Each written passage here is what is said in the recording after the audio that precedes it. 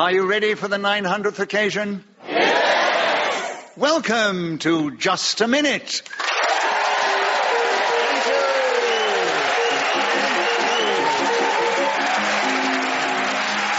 Hello. My name is Nicholas Parsons, and as the minute waltz fades away, once more it's my pleasure to welcome our many listeners in this country and around the world, and also to welcome to the program four exciting personalities who are going to play this game. And they are seated on my right, Paul Merton and Sheila Hancock, and seated on my left, Holly Walsh and Russell Kane. Please welcome all four of them. And as usual, I am going to ask them to speak on a subject that I will give them, and they will try and do that without hesitation, repetition, or deviation. Beside me is Trudy Stevens, who's going to help me keep the score. She'll blow a whistle when the 60 seconds have elapsed. Paul, will you begin this particular show? Oh, a lovely subject. Yes! Subject is 900 jams. Can you tell us something about that subject in this game, starting now? JAM is an acronym for Just a Minute, and Nicholas has now hosted 900 consecutive shows of this remarkable programme, which must be a huge feat in the annals of broadcasting history. Since he started, we've had 8 prime ministers, a change of currency, putting a man on the moon. If we think about those PMs, Harold Wilson, Ted Heath, Margaret Thatcher, James Callaghan, John Major, Tony Blair, Gordon Brown, David Cameron, and many more to come, I'm sure, in the future. When Nicholas was first offered the job, we'd barely learned to speak as a species. So just a minute. Sheila Hancock challenge. I think you've said Nicholas twice. I think I have, absolutely. Yeah. Absolutely. Well, I agree with the audience. You can't say that too often, can you? Well, we've had it 900 times. There's no end of it.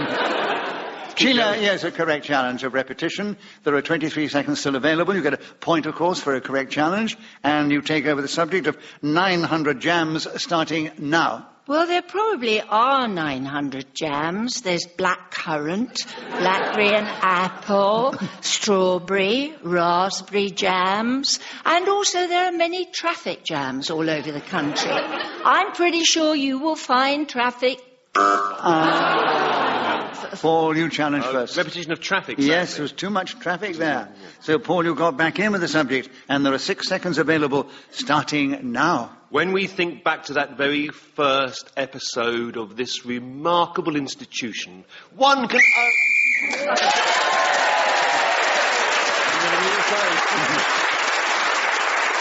In this game, whoever is speaking when the whistle goes gains an extra point. And, of course, it was Paul Merton, and he's got 2 points at the end of the round. Sheila's got 1. The others have yet to score. They've yet to speak. Anyway, Holly, we've got a subject here is what I did on my holidays. Will you tell us something about that subject in this game, starting now? What I did on my holidays couldn't be a more appropriate conversation for me right now, as only yesterday I returned from the beautiful county of Devon, where I visited the small town of Paynton. If you haven't been there, please don't. It is probably one of the biggest dumps I have ever been to in my life. I have to say that the seaside is not one of my favourite places, but sitting on that beach, looking out over the water, my husband pointed out a jellyfish, which was, of course, a condom. And I found myself looking disgustedly at a prophylactic, wishing that it was indeed wildlife. On the beach... Russell... You did so much on your holiday, but... gosh, you're going to get some letters from Paynton. Russell, you challenge. Yeah, I was on the behalf of the Devonshire Tourist Board. Repetition of beach. That's right, beach. She did repeat that. Yes, it is. There are 22 seconds still available. I've got enemies in the audience.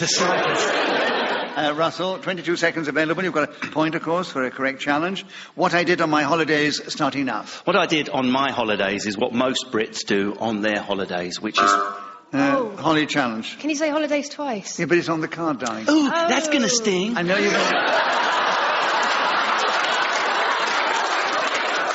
You've only guessed it a couple of times I know, before. I should have learned that, because I have heard this show about 60 minutes. Holidays. Sorry. So, Russell, 18 seconds still available. What I did on my holidays, starting now. The constant battle on holidays is to avoid making holidays friends. People that you speak to once in the pool and then latch onto you for the entire trip. Oh, look, it's Mark and Carol from yesterday. Ooh, go away. Hi, guys. Paul challenge. A repetition of ooh. Yes. Russell, you just actually did say ooh, ooh. The spellings were different in my head. Well, in your head, you're doing very well. Thank you. Thank you. Who said that? I did. Right. Now, Paul, I give you the benefit of the doubt, and you got a point for a correct challenge. You have 4 seconds. What I did on my holidays, starting now. As I crawled across the Sahara Desert looking for an oasis, I cursed the travel. So Paul Merton, speaking as the whistle weighing, gained that extra point, has increased his lead at the end of the round. Russell Kane, we'd like you to begin the next round, and the subject now is horoscopes. Tell us something about that subject, which some people are fascinated by and others couldn't care less. I don't know where you stand, but talk if you can. 60 seconds are available, starting now.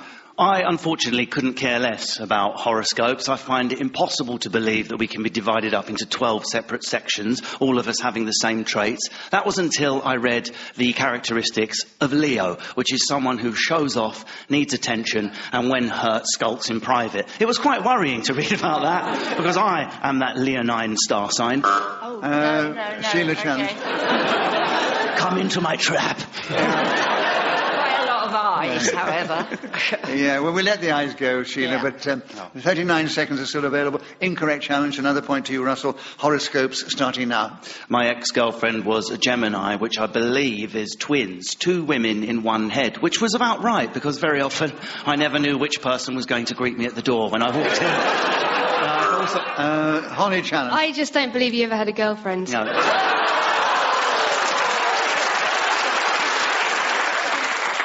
So what is your challenge when the rules are just a minute? I'm lonely. Deviation. I'm not sure. Why? Well, I'll give you the benefit of the doubt then, all thanks. right. I'm fairly sure you've had a lot of girlfriends with that behaviour, Nicholas, but anyway. I've had many, many girlfriends, yes. I can't believe I've been emotionally crushed and Holly got the benefit of the doubt. It's unbelievable. You'll get one. I always try and redress the balance if I get an opportunity later on. I'm very fair. At least I think I am. And that man thinks so as well. Right. Anyway. Holly, you've got a correct challenge, a point for that. 27 seconds available. Horoscopes starting now. Sometimes when I am incredibly bored sitting in a waiting room, I might flick through newspapers, and at the back you'll often find the columns devoted to horoscopes. Here people will tell you exactly what your characteristics should be doing. Sometimes I find it difficult to marry my own lifestyle with what I'm being instructed to do in the horoscopes. For example, people will say, "Oh, I said people. I know. I'm too good at this. I should have buzzed myself and then kept the point and got a correct point for buzzing myself and because I said people twice. Yes, Sheila, you did challenge that. No, well, you did repeat yourself. Yes, you did repeat yourself. And Sheila, you got in with 3 seconds to go. Oh. Those are the rules of the game, audience. And horoscopes is with you, Sheila, now. 3 seconds starting now. I once sat next to Russell Grant and he said, "What star sign?"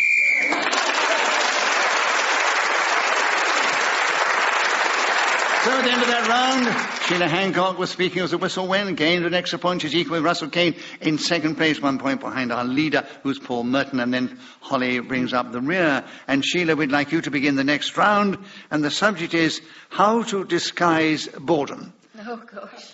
Write it down. How to disguise boredom, starting now. Well, Nick is a past master at this. Having done this show 900 times, he must be bored out of his mind. But still, he says, here we are, broadcasting to all the world. For most exciting, witty, fabulous people. He doesn't really mean that. No, he's up. He is thinking, oh, for God's sake, let's get to the end of the programme and have a drink. Covers it beautifully, and no one would ever know that he was disguising boredom for hours on end, years, 900 times, which I said already. Russell, you challenge him before you say anything. Let me hotly deny that. This is my favourite job. And you are my favourite audience. And the listeners are my favourite public. And Sheila Hancock, you're not my favourite at the moment. So who challenged? It was you, wasn't it, Russell? Yes, there's a repetition of 900. That's Yes, right, 900, yes. yes. We can't repeat it too often, I suppose. Anyway, there are 13 seconds still available, Russell. How to disguise boredom, starting now. I find the best way to disguise boredom is something me and my brother developed many years ago, which is to paint another set of eyes on your eyelids. Then, when the person is boring you, you can simply close your ocular...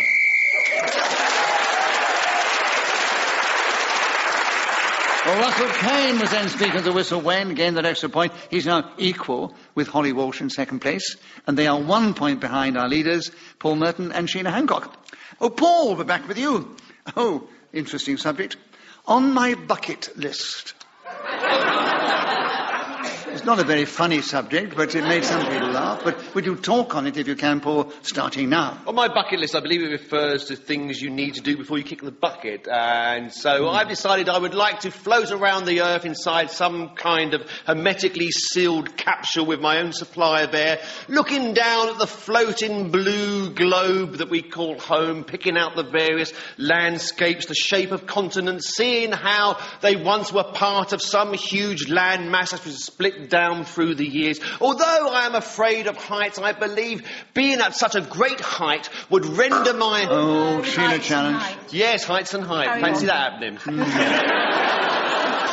So an incorrect challenger, Paul, a point to you. 30 seconds available on my bucket list starting now. I've never been able to work out the difference between singular and plural. As I looked at the planet floating ahead of me, I wondered whether a twin existed in another dimension. If I had a bucket list, I would say, Holly challenge. Is that repetition in another dimension?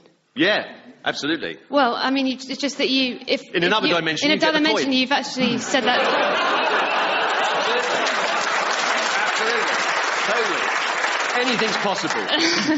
So what's the challenge in the rules of just Well, a minute? I mean, within the rules of just a minute, I don't know how the time-space continuum exists, but I'm just saying if he's talking about a twin in another dimension, then that's definitely repetition. I think it is. Yeah. Anyway, I'll give you the benefit of the doubt whether it is or not. And there's quite a lot of that at the moment. 17 seconds, Holly, on my bucket list starting now. On my bucket list, I have a... Russell challenge. I believe there was a hesitation there. There was a definite hesitation. So, Russell, you've got him with 13 seconds to go on my bucket list starting now. My bucket list is not going to have too much stuff in it because I'm lucky to have done so many things that I wanted to do. So I might get a spade list where I remove some of the stuff I did and get my memory wipes. Namely, the lads' holidays I was forced to go on.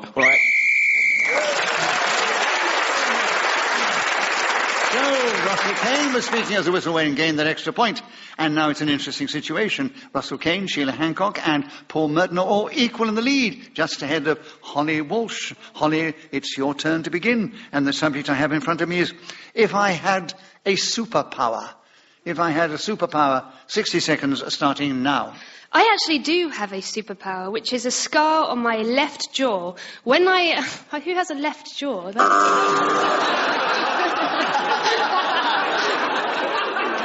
Don't stop in the middle of talking to examine what you've just said. It doesn't work in just a minute. Sorry. Russell, you challenge first. Well, it's a repetition of left jaw. And also hesitation, right. And there are still 53 seconds available. If I had a superpower, is the subject starting now. The obvious superpower I would wish for would be to speak for a minute without hesitation, deviation or pausing. However, I don't possess that, so I'm going to go for the one that Nick Clegg has, which is invisibility. I would love to go around just watching what's happening around me, sneaking into different places, observing what's been said about me after I left by the many girls I've been hanging out with. I would also love to have the superpower of reading people... Paul challenge. Haven't we established you haven't got a girlfriend? There was some informal talk about making it the subject of the Radio 4 appeal, I believe. Is that right? So what is your challenge? There's deviation. He hasn't got a girlfriend. I said I was hanging around with girls. Oh, yes. Yeah, he was hanging around with girls, Right, but he yes. wasn't actually... I don't think he established whether he had or hadn't got a girlfriend. No, but sure. I said I'd give you the benefit of the doubt, which you haven't had yet. You've got it now. Yes. Right. And you've got 31 seconds on If I Had a Superpower starting now. I'd also like to be able to change into an animal of any type, to become a pug and experience what it's like to run across the park, but incomplete that jog due to a brachiocephalic, I wanted to say. And that was the hesitation. problem. Yes, a collapse. But you can slow down. Yes, thank you. Yeah. It was the thought of all those ladies I'm coursing with testosterone. Yeah. Well, save it up. You might need it all one day. Oh, right. Well, Paul, well challenged. You have a point for that. You have 22 seconds on If I Had a Superpower starting now. If I had a superpower, I would return to the birth of Nicholas Parsons. The decades would be washed away as I would glare down at this beautiful baby nestling in a crib as 3 wise men from the Orient have come towards us. We have Radio 4 proposals for you, they said. We have...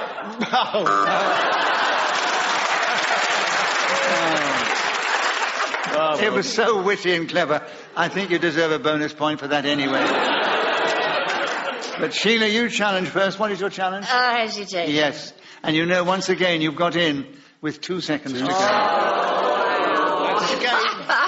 That's the But game. still, Paul got his bonus point. You have a point, Sheila. 2 seconds. If I Had a Superpower starting now. If I had a superpower,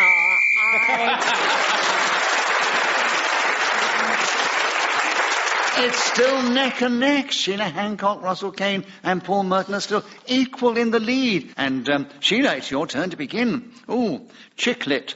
Tell us something about that strange subject in this game. 60 seconds starting now. Chick-lit is short for chick literature, and it is a rather disparaging name that is given to books written by women, usually on feminine subjects. Why is it that people are so snooty about that sort of tale?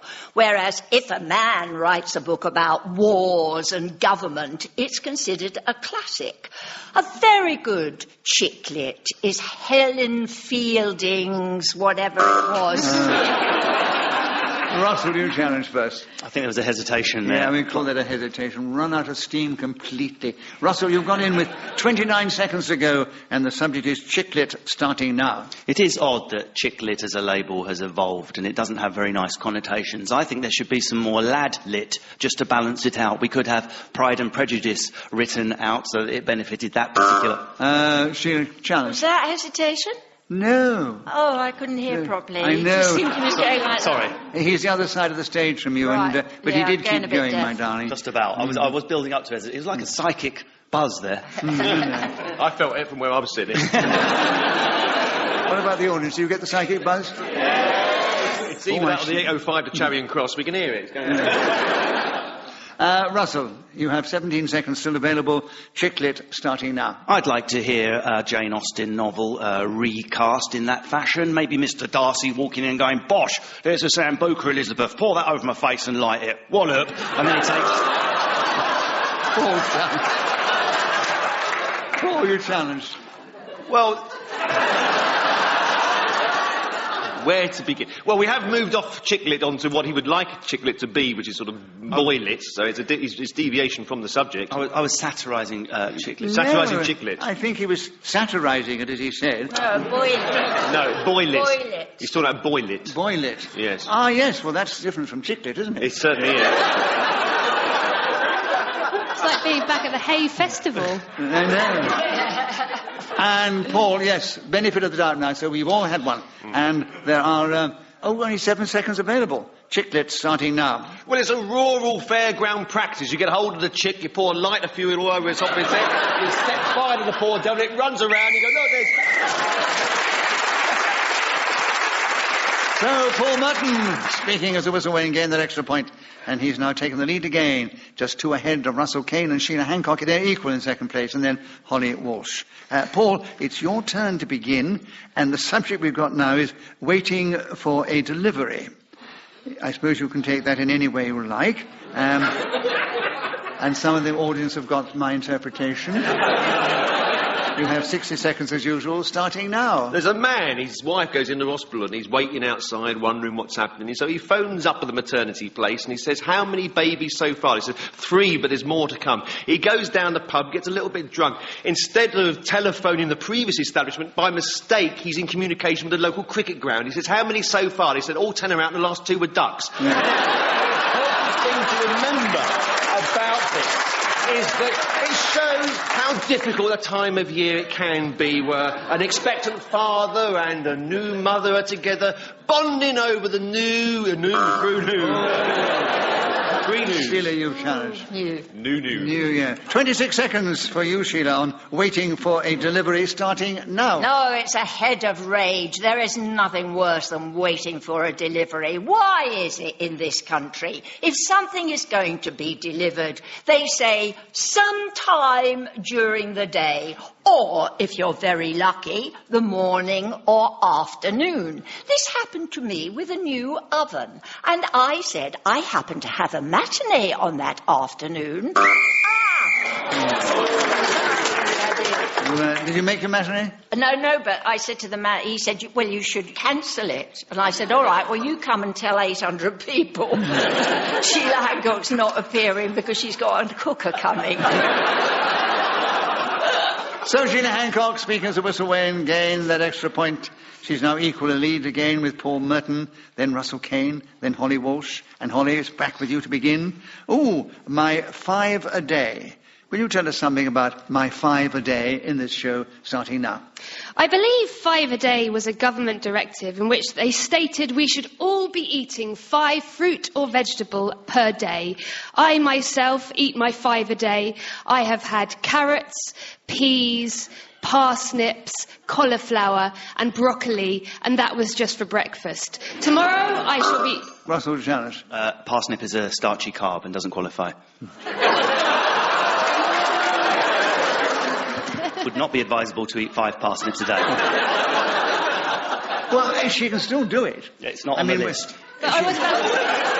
She can still eat all that and talk about it in just a minute without hesitating, deviating or repeating anything. So I think challenge. She has the benefit of the doubt here. And see you at the end of the parsnip diet then. Let's see who's laughing then. And there's still 40 seconds for you, Holly, on my 5 a day starting now. Other items that count as your 5 a day, which may or may not be a green thing that grows in the earth or a starchy product of the ground, include...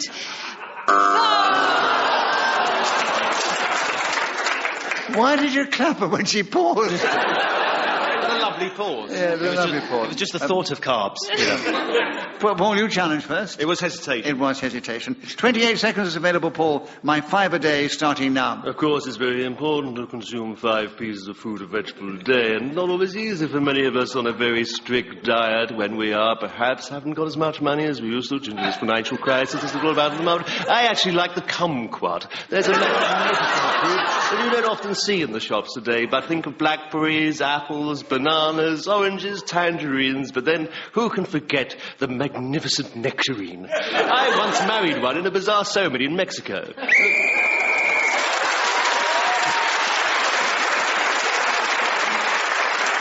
Paul, you were speaking as a whistle when you gained that all-important extra point. You're 1 ahead of Sheila Hancock, a few more ahead of Russell Kane and Holly Walsh in that order, and we're moving into the final round.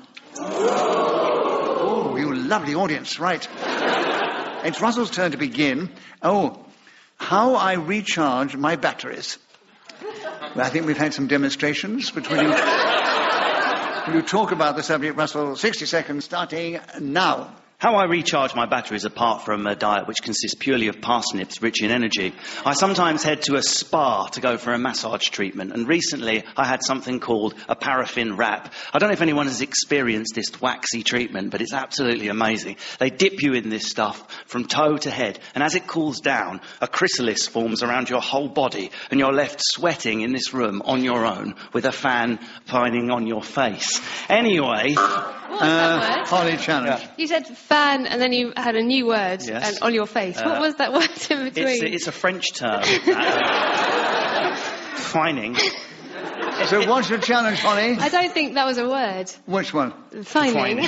No, Or right. if fining is a word, I don't know if a fan does it. Right. Deviation from English as we understand Yes. it, right. Holly, 33 seconds are available. How I recharge my batteries, starting now. How I recharge my batteries is something I've often considered when at festivals. If anyone here has ever been to Glastonbury or Latitude or any of the major events in a field, you'll find by the third day people start having major breakdowns. First you would assume because it was the drugs, but actually it's as they have not been on Twitter for 4 or 5 days and are unable to make sarcastic comments about the acts on stage, thus sending them into a turmoil that is effectively a major meltdown. Their brains start to explode. They then queue for 4 or 5 hours. So, Holly Walsh brought the round and the show to an end with great style and panache, and she's finished up in a very strong 4th place. Just ahead of her, in 3rd place, would be Russell Kane, but he was only 2 points behind Sheila Hancock, and Sheila was only 2 points behind Paul Merton. So, Paul, we say you are our winner this week. Well, we do hope you've enjoyed this edition of Just a Minute. It only remains for me to say thank you to these 4 fine, exciting, humorous players of the game, Paul Merton, Sheila Hancock, Holly Walsh and Russell Kane. I thank Trudy Stevens, who's helped me with the score. She blew her whistle with great style when the 60 seconds elapsed. We thank our producer, Katie Tyrrell, and we're indebted to Ian Messiter, who created this amazing game. We're grateful to this lovely audience here who've cheered us on our way magnificently. So from the audience and from me, Nicholas Parsons, thank you. Tune in again the same time when we play Just a Minute.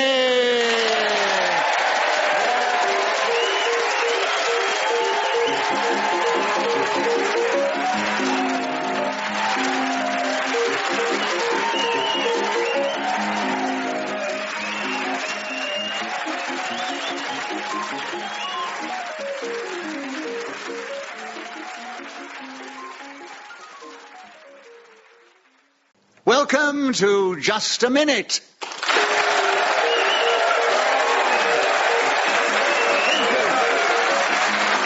Thank you. Hello, and welcome to Just a Minute. My name is Nicholas Parsons, and as the minute waltz fades away, once more it's my huge pleasure to welcome our many listeners, not only in this country, but around the world. But also to welcome to the programme 4 exciting, dynamic performers who are going to show their skill with words and language as they try and speak on a subject that I give them. And they try and do that without hesitation, repetition, or deviation. And those 4 are, seated on my right, Paul Merton and Alun Cochrane. And seated on my left, Liza Tarbuck and Jonathan Ross. Please welcome all 4 of them.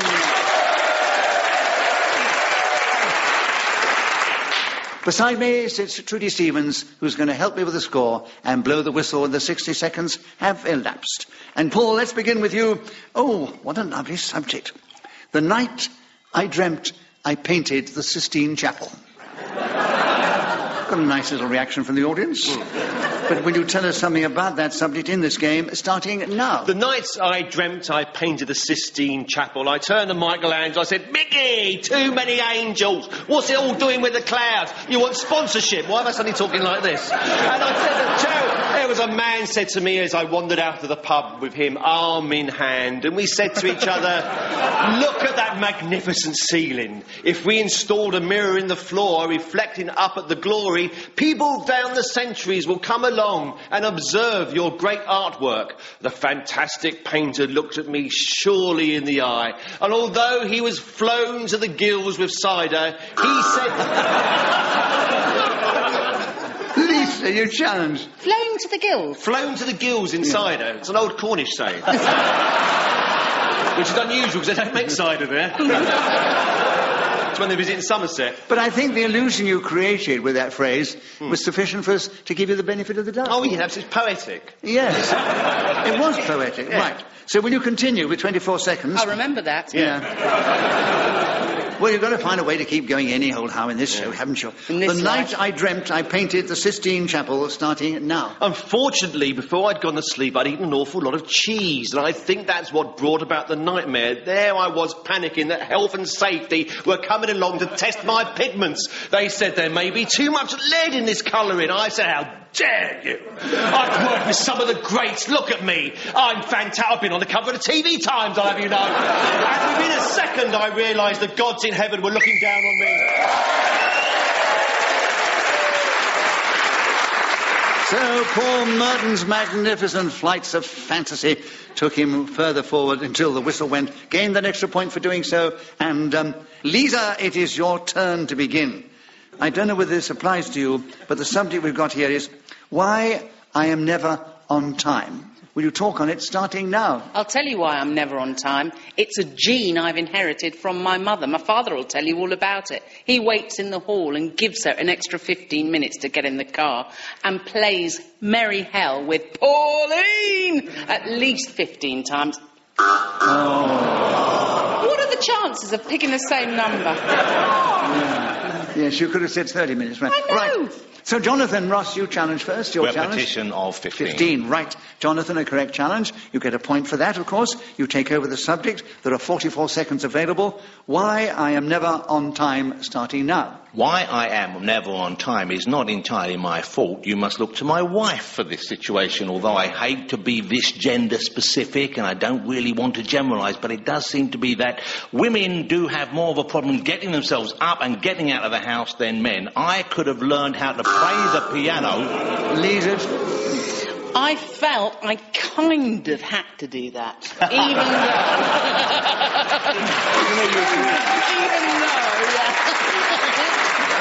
yeah, so I'll say sort of deviation, really, Well, do you think from being a very splendid, woman-friendly man. But on that occasion you thought he was being a little bit sexist. Yes, Right. So that is deviation in our show. yes, So you have the subject back. thank you.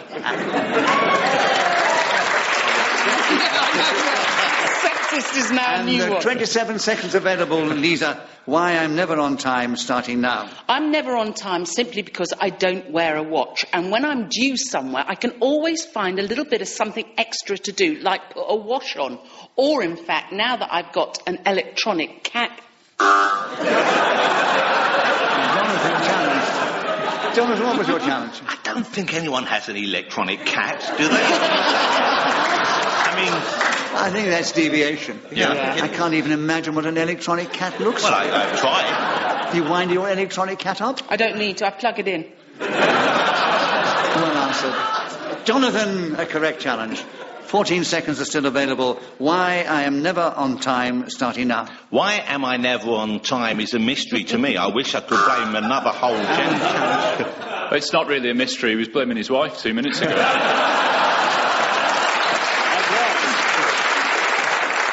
Nicholas, I'm trying to grow as a person and move away from that kind of cheap everyday sexism. I know, but you didn't establish that, though, did you? And so in just a minute you have to establish something before you can make the statement. So, benefit of the doubt to you, Alun, and you have 10 seconds. You tell us something about why I am never on time, starting now. Why I am never on time is basically because appointments fundamentally do not matter to me. I disrespect every single booking in my diary because that is more fun. So Alan Cochrane was then speaking as the whistle went and gained an extra point. And at the end of the round, he's equal in the lead with Jonathan Ross. And Jonathan, we'd like you to begin the next round because the subject is comics. Quite simply, comics. Tell us something about that subject in this game, starting now. I have loved comics since I was a tiny boy, and I don't mean the kind of people I'm sitting here with right now, who are wonderful and funny and irregular looking in their own special ways. No, I mean those four-colour adventures that first burst upon the scene in America in the late 1930s and told tales of superheroes and romance and so many other great adventures. They are world-renowned. No matter where you are on this planet, if you talk about your love of Superman or Batman, be it the favelas of Brazil or the slums of Hampstead, you will be welcomed as if you were a long-lost cousin and offered a cup of coffee. And come in and have a chinwag and a herbal cigarette while we talk about our favourite stars.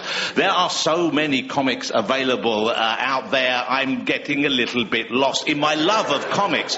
For example...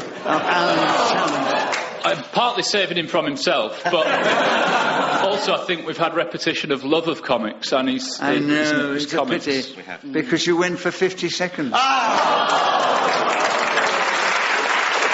Alan, it was a correct challenge, so you have 10 seconds in which to tell us something about comics starting now. My love of comics lasts exactly 50 seconds, and I would love to tell you all about... Liza challenge. Two loves. Yeah. Same mistake, innit? Hoisted on my own petard. Love ruined him. So, Liza, you have the subject of comics. Another point to you, of course. And there are 5 seconds still available, starting now. Every Saturday morning, my brother and I would wait for our comics to arrive. I used to get Bella at the bar, which was a feature in... So it ends that round. Liza Tarbuck was Speaker as the whistle went. And they're all equal there. Liza Tarbuck, Jonathan Ross and Alun Cochrane. They're equal in the lead ahead of Paul Merton. And Alun, we're with you to begin. And the subject now is how to patch up a quarrel.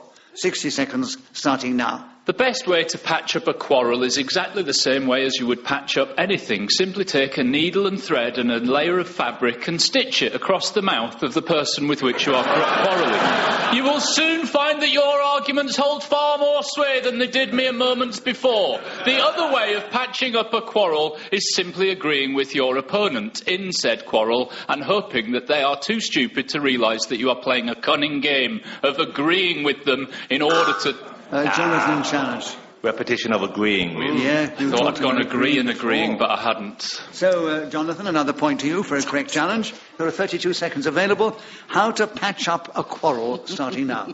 How to patch up a quarrel is one of those situations that we've all had to encounter in the past, and no one really knows for sure if there is a tried and true method. Never go to sleep on an angry word is one thing that I have learned after 25 years of blissful marriage, in which I've always valued my wife as much as myself and every other human being, regardless of gender, size, or indeed how long they take to get ready when you're trying to bloody get out and there's a taxi waiting outside.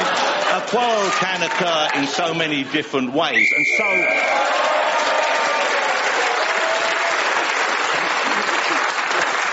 So Jonathan Ross was then Speaker as the whistle went, gained that extra point, and he's moved into the lead at the end of the round. Paul Merton, we're with you to begin, and... oh, what a difficult subject. Me and John Logie Baird. So you've written the subject down. Tell us something about me and John Logie Baird in this game, starting now. Well, there I was, walking through Jellystone Park, and I had my little friend with me, Boo Ditto, and we were looking around for a picnic area because the ranger was somewhere nearby, and I didn't want to get on the bad side of him, I can tell you, because the tourist season in this national park where I am ensconced as an animation has a basic year-long run of about 5 weeks in the autumn and several days in other seasons. Meanwhile, on the other side of the Atlantic, a U-boat surfaced. It was looking for the biscuit run towards Amazon.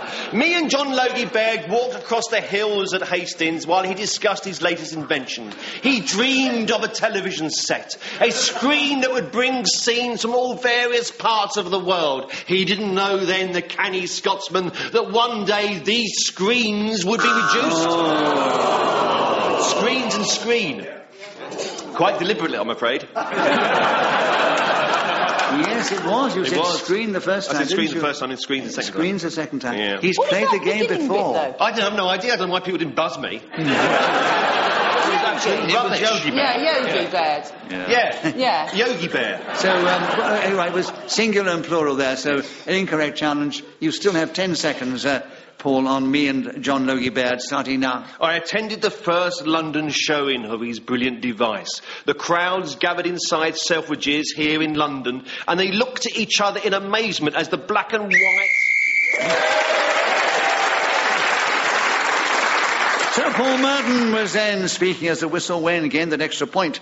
And from the other one in the round, he's moved forward. He's only 1 point behind Alun Cochrane and Liza Tarbuck. And Liza, it is your turn to begin. And the subject now, I don't like this subject actually, it's cheating. Oh, nor do I. Oh. Anyway, it's been thought of. Will you tell us something about the subject of cheating in this game starting now? Cheating is a programme that's on cable television where they watch somebody who comes forward and says, hey, I think my partner's cheating on me. So they go and film the... I've only watched it twice. Repetition. Think of the word. Right. We'll give you hesitation, Paul. Thanks. Right. There are 48 seconds still available, Paul. Cheating starting now. Well, it all depends where your moral compass is set. Some people who say cheating is merely taking advantage of the other fellow's lack of intelligence. You can adapt your policies. Jonathan, you challenge. Is there anyone who has any medical knowledge in this evening? I think Paul is suffering from something. I don't know what it is. No, he brings out voices on occasions and decides to do it in a different voice. There's nothing in the rules which says you can't change the voice and I do thought an that was one of the impersonation. warning signs. No. So, Paul, it was an incorrect challenge. It You have certainly was. 35 seconds still available on cheating starting now. As I looked in the dead, cold eyes of the croupier, he passed the card towards me. I looked at it. It was the ace I needed. Jonathan challenge. Looked and looked. Repetition. Yes, looked in the eye. Yeah. Looked at, yes. So, well, listen, Jonathan. 28 seconds available for you, Jonathan, on cheating starting now. Cheats never prosper, they say, but in my experience, those who are cheating often do finish ahead of those who have the good manners not to. For example, many years ago, I was playing cards with a friend of mine, and he was quite clearly not sticking to the rules. He was pretending to have some things that he did not have, and he was at times betting very heavily to scare me into leaving my stronger hand on the table instead of... So, Jonathan Ross, who then speaking as the whistle went, gained that extra point, and he's moved into the lead. He's, Don't worry, there's one no last. reason why he shouldn't. He's just ahead of Paul Merton, who is one ahead of Liza Tarbuck and Alun Cochrane. They're equal in third place. Jonathan, we'd like you to begin the next round, and the subject is keeping exotic pets. 60 seconds as usual, starting now. Keeping exotic pets is something I know a considerable amount about. We have had many unusual beasts in our house over the years. I don't wish to boast, but how many of you can say, as I can, that they have given regular antibiotic injections to an iguana under his or her left armpit? And a large and aggressive one it was too. My confusion over its gender is nothing to do with the lack of interest. It just goes to show how difficult it is to correctly sex these weird critters. Dave, as ours was called, one day surprised us by laying a massive and impressive egg. So it just goes to show a name does not necessarily make the man. We had a snake as well, and you need to know that these kind of thingamajigs will not repay the affection that you show them, unlike a cat or a household dog. The snake one day bit my... Liza, you challenge. So what's your challenge? Repetition of snake. I know. Got me. And you went for 53 seconds.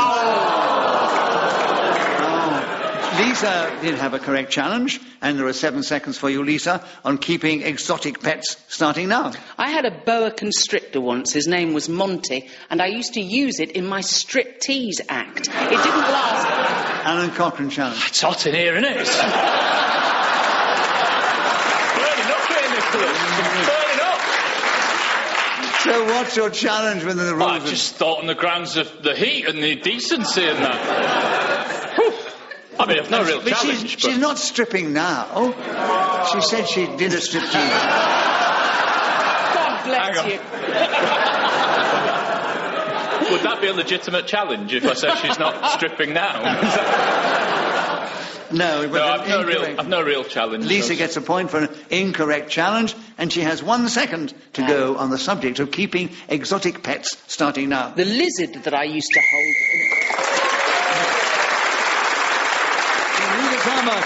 The speaking as a whistle when gain that extra point. She's moved forward. And Alun, we're with you to begin. And the subject now is litter louts.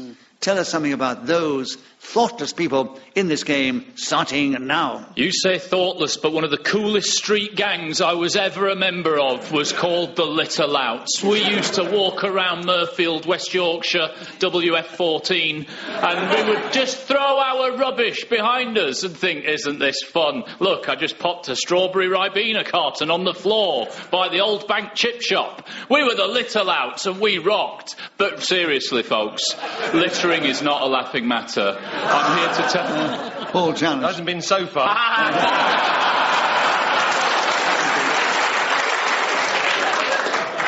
Give him a bonus point for that wonderful interjection. Have you got a challenge when the rules are just about? No, I haven't. I'm just nasty. Alun, you were interrupted, and you still have 33 seconds on litter louts starting now. My 33-second thoughts on littering are really, really unamusing. Repetition of really? Yes. Yeah. Remember last time hint of suicide about it.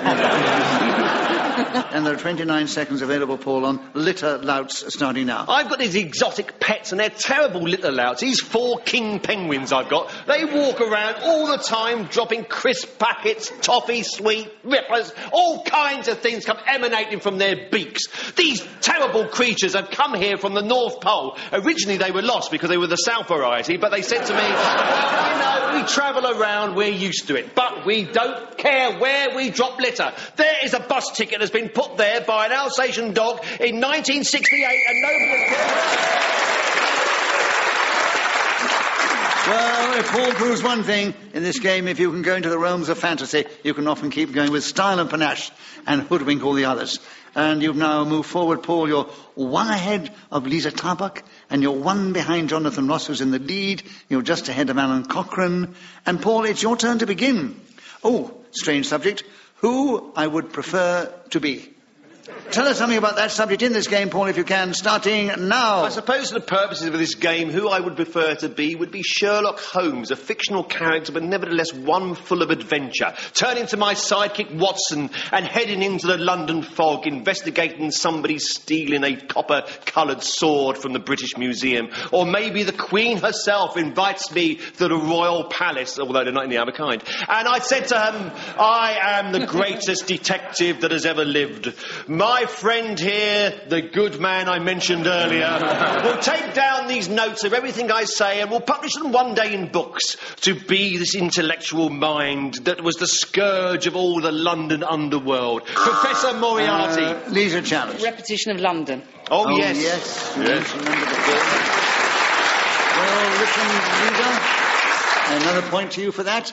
And there's still 20 seconds for you to tell us something who I would prefer to be starting now. I would prefer to be the Queen of England just for a day, to have a look at her fine art collection held at the moment in Buckingham Palace, just one place that she keeps wonderful paintings. I was arrested by them recently. Jonathan challenge. Was there a repetition of wonderful? Was it wonderful art collection and wonderful? Or did I think I purposely didn't. You probably didn't. I don't think she said I'm not going to argue with a stripper, so you go on. So an incorrect challenge, Liza. 7 seconds still available. Who I would prefer to be starting now. Standing in the middle of Trafalgar Square as Nelson on top of his column, you'd have the most wonderful view. Alun challenge. That was definitely a repetition of wonderful. Yes. Oh, of course, wasn't it? I thought it was such a good idea. Well, listened, Alun. And you've cleverly got in with 1 second to go on who I would prefer to be starting now. Moriarty. And Cochrane was speaking to whistle when gain that extra point. And it's a very equal contest. They're all about the same in points at this moment. And Liza, it's your turn to begin. And the subject is Agatha Christie. I don't know how much you know about her, but try and say something about her in this game, starting now. Agatha Christie is a very interesting woman. She's rather wonderful, in actual fact, and is responsible for publishing an extraordinary amount of books. And, of course... Alun challenge. I don't think she published them. I think she wrote them.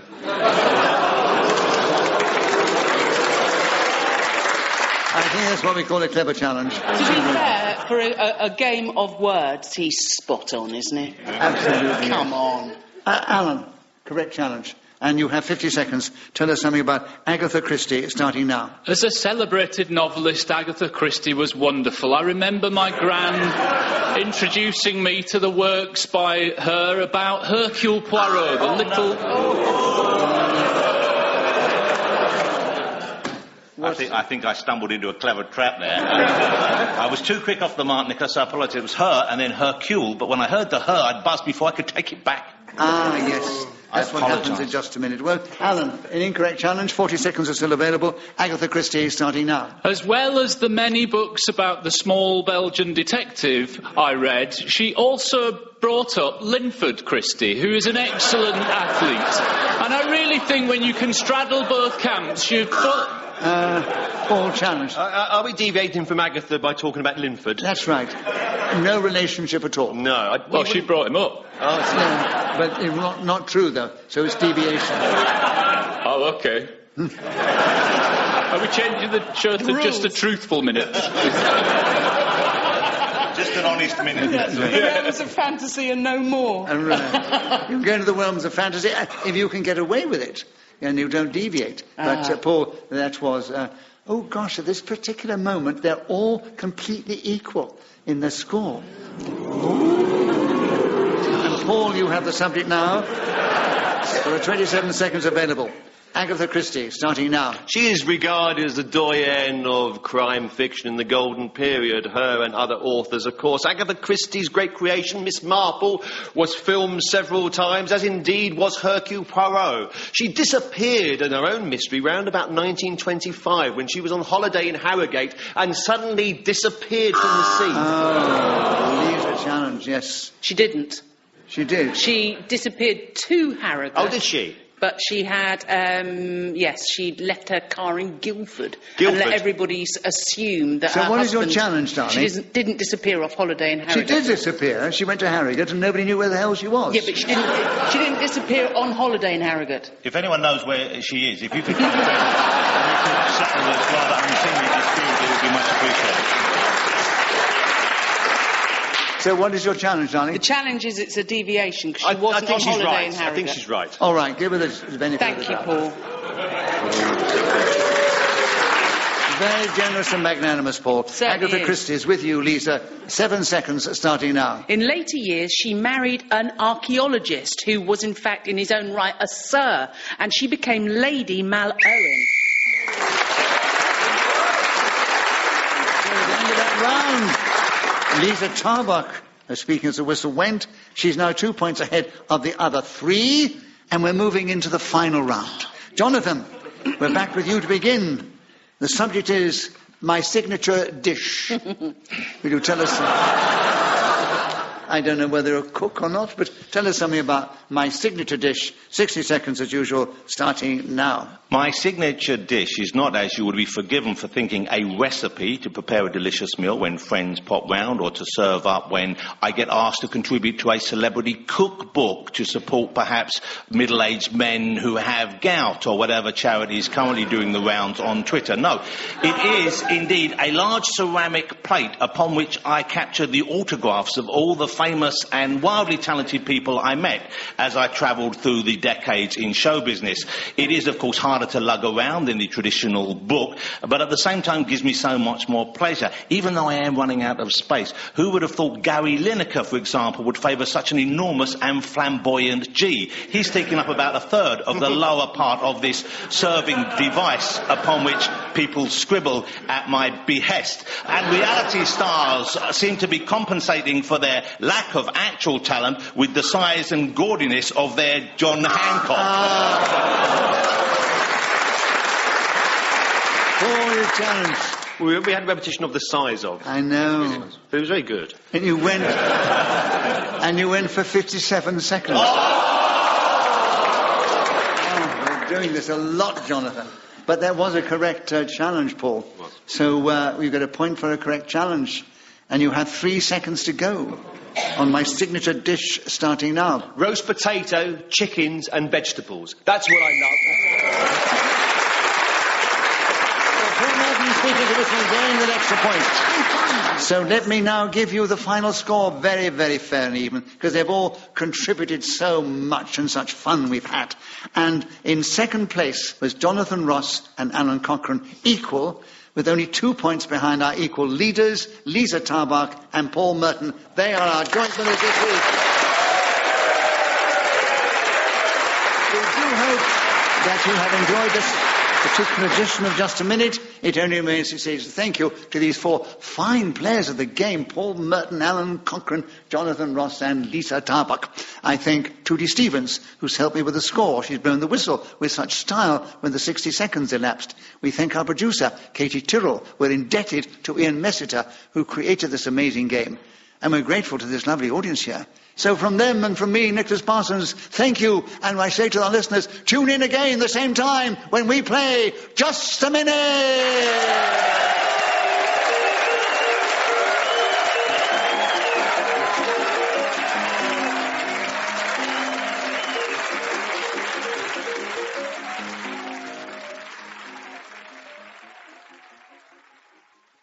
Welcome to Just a Minute.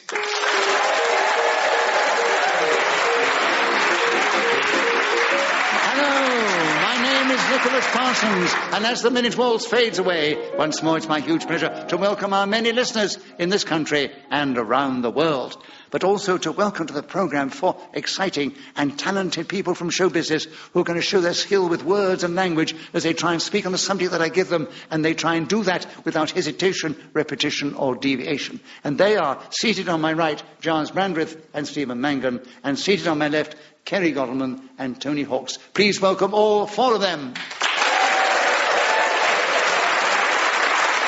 Beside me is Trudy Stevens, who's going to help me keep a score. She will blow the whistle when the 60 seconds have elapsed. And we're going to begin the show with Tony Hawkes. Tony, the subject I have here for you is things to do on a rainy day. Will you tell us something about that in this game starting now? Somewhere in the distant annals of the past, on a previous series of Just a Minute, I was given the subject 7 things to do in a power cut.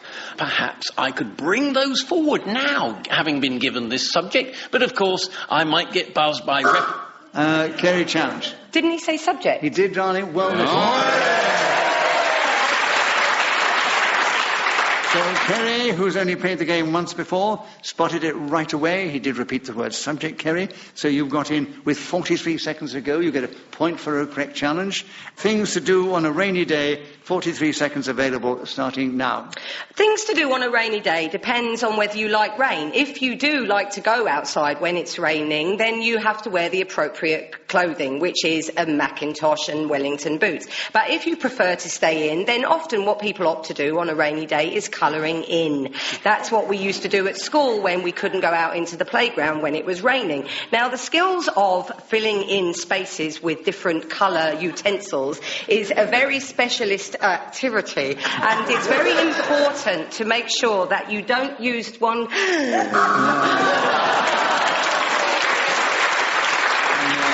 I could see it in your face, that same word is coming up again. And how do you find a substitute for it? You didn't, unfortunately, and Tony challenged.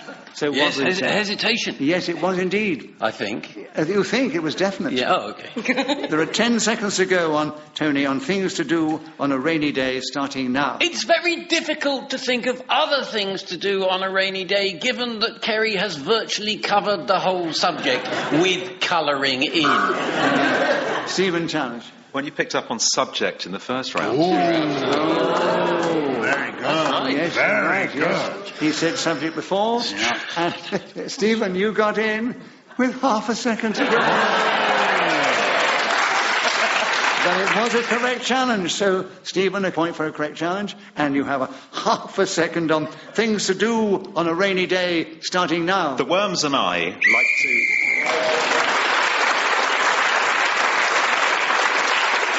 Again, whoever is speaking when the whistle goes gains an extra point.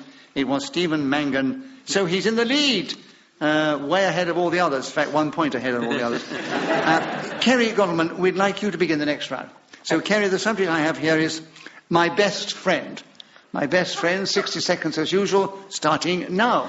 When I was 5, I had a best friend and her name was Tara, and she said to me one day, why don't you crawl under the desks and have a look at Mrs Griffith's knickers? So I did, and I got caught by the deputy head teacher, Mrs... Tony, a challenge. What was the deputy head teacher doing under there? Tony, I did have the picture. Did you? Well, I didn't get given a picture either. I'm really losing out on this round. We've enjoyed your interruption, Tony. Okay. I can't give you anything for it, except to say that Kerry has a point for an incorrect challenge, and she keeps the subject of my best friend, and 47 seconds available starting now. After getting in trouble because of my best friend when I was 5, I then decided... Ah, yes, Giles. Repetition of 5. You mentioned 5 before, yes. Difficult game, It's a isn't it? minefield. 43 seconds are still available, Giles. You tell us something about my best friend, starting now. My best friend. I know you, Nicholas, are familiar with that lovely line from Hilaire Belloc, from quiet homes and first beginning, out to the undiscovered ends, there's nothing worth the wear of winning but laughter and the love of friends. My best friend is undoubtedly my pet dog, now a beautiful French poodle known as Fido. Tony Challenge. Well, what was it before?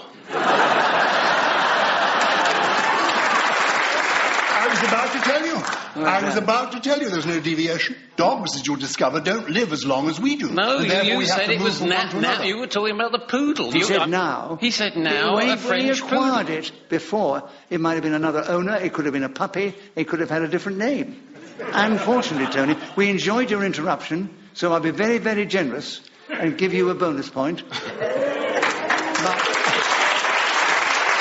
Giles gets a point for interruption, keeps the subject. 22 seconds available, Giles. My best friend, starting now. You are right as always, Nicholas. It did have an earlier name. It thought it was called Down Boy for years. And then I discovered it was a beautiful girl dog, and I spelt...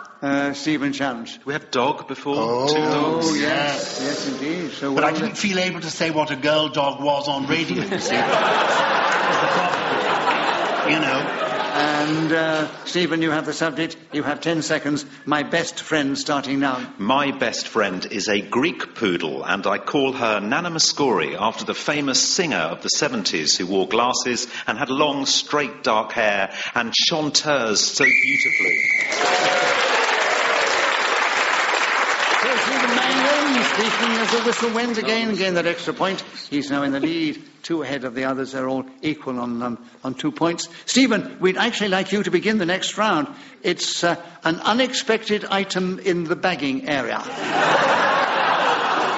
It struck a chord with quite a lot of people in the audience. I don't know whether it's something you've experienced, but talk about it, if you can, starting now. Unexpected item in the bagging area is one of those modern, irritating phrases that would have been unknown to us just a few short years ago. Unexpected item in the bagging area. Unexpected item... Yes, I know there's an unexpected item in the bagging area. What would be an unexpected item in the bagging area is a human being to help me pack my shopping and pay you for the goods that I'm buying, I yell every time I'm in the supermarket in my head. Obviously not out loud, I'm English. I wouldn't dare shout at anyone. I tell you what...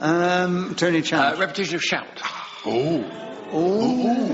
No, it was yell earlier. And then was it yell? Okay, fair enough. Was it repetition of supermarket? Oh, you can't go through the whole speech.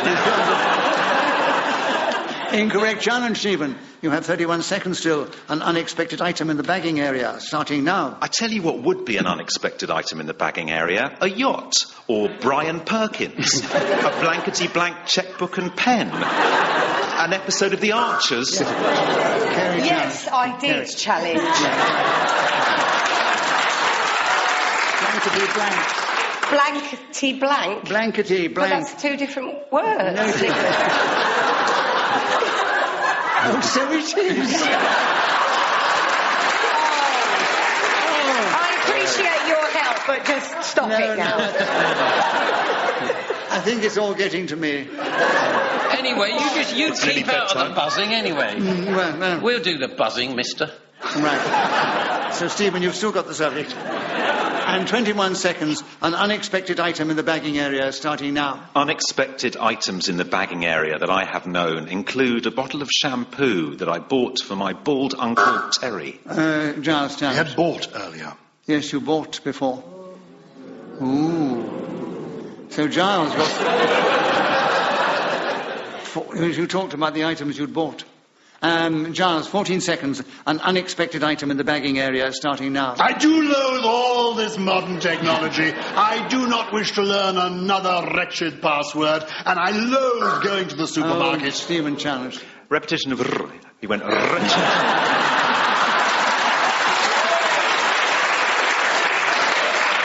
I heard one repetition. What was yours, Stephen? Wretched. There was a lot of in there. Too many for comfort. You need one for wretched. I was going to challenge, but I can't roll my R's. I don't know whether that's legitimate It's or a not. brilliant challenge. Anyway, he repeated loathed. So, there are 6 seconds for you, Stephen, on an unexpected item starting now. Round the Ragged Rock, the Ragged Rascals... Oh, no!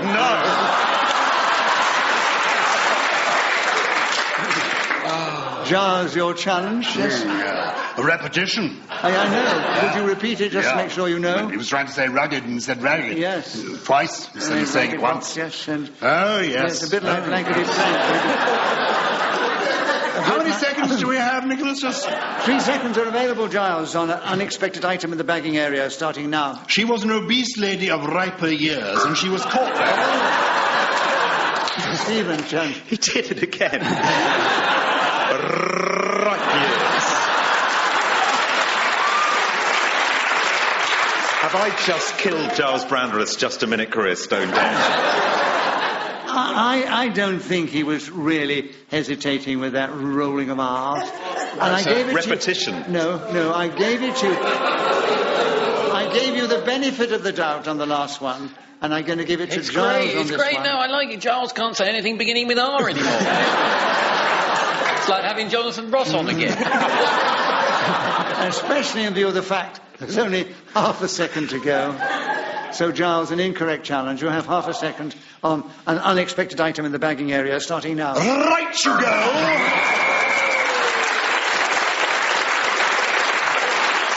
But I have to warn you, Giles, any more rolling of the R's when you start will go against you. At the end of that round, Stephen Mangan's still in the lead. He's one ahead of Giles Brandreth, who got an extra point for speaking as the whistle went. And then it's Tony Hawks and Kerry Goddelman in that order in second place. Giles, it's your turn to begin. The subject, something you must know about from your political days. The corridors of power.